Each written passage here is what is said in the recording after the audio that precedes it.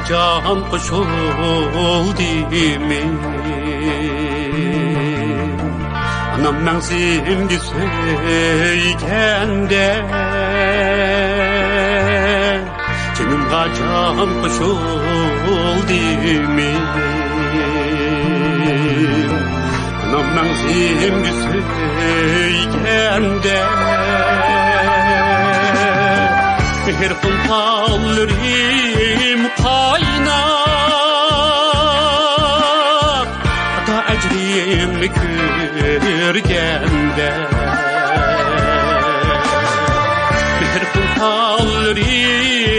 kaynar ata ecrim kürgende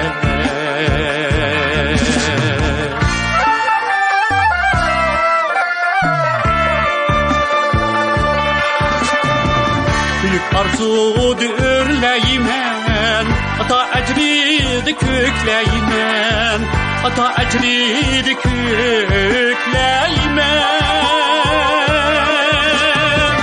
anam hardukları çıksa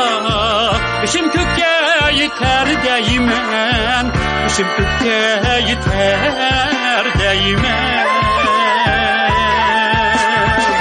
anam hardukları çıksa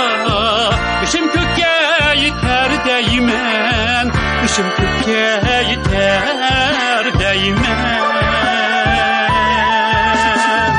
azizleymen azizleni teberrük koşme hızlani teberrük koşme hızlani azizleymen azizleni teberrük koşme hızlani teberrük koşme hızlani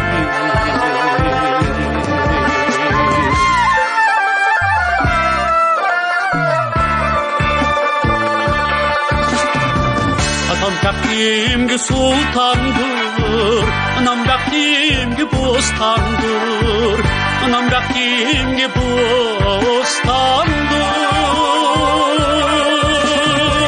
azizleymen azizleni ular kıllardı dastandır ular kıllardı dastandır azizleymen azizleni ular kıllardı dastandır ular kıllardı dastandır azizleymen azizleni teberrük koşme hızlani